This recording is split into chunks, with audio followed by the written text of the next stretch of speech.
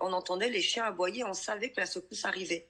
Et j'ai jamais vécu ça, jamais un truc aussi violent. Il était pour moi 23h10 et on a entendu un énorme grondement, comme une sorte de RER, enfin un bruit très très très très puissant.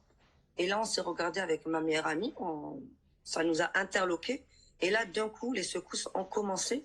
Alors, c'était vraiment direct des énormes secousses. J'ai été un petit peu balancée et j'ai été prise de panique parce que j'avais déjà vécu malheureusement la tragédie d'AZF sur Toulouse, donc ça ressemblait énormément. Mon amie a gardé son calme, ça vraiment je la félicite. Elle a tout de suite reconnu que c'était un tremblement de terre, ce qui moi-même a permis de, même si c'était violent, de vite sortir de mon état de stress. Hein.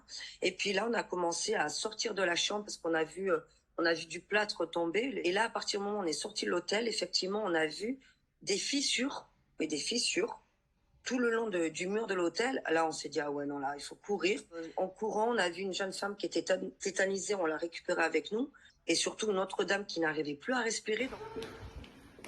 Respirez, madame, ça va aller, respirez. Madame, calmez-vous. Calmez-vous, madame. Respirez. Madame, respirez, calmez-vous. Ça va aller. Ça y est, non, non, ça va aller. C'est ouvert, là. C'est ouvert, là. Ouais. C'est ouvert. C'est ouvert? Oui. Il faut sortir de l'immeuble.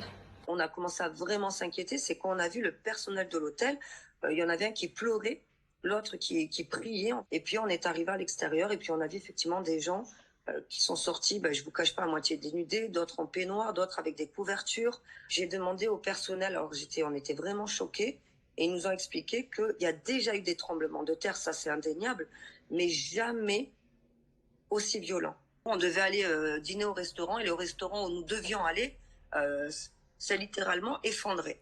Énormément de Marocains et de touristes se sont rendus sur les lieux pour aller chercher les personnes sous les décombres. C'est important parce que dans un drame pareil, il faut rappeler à quel point il y a une belle solidarité.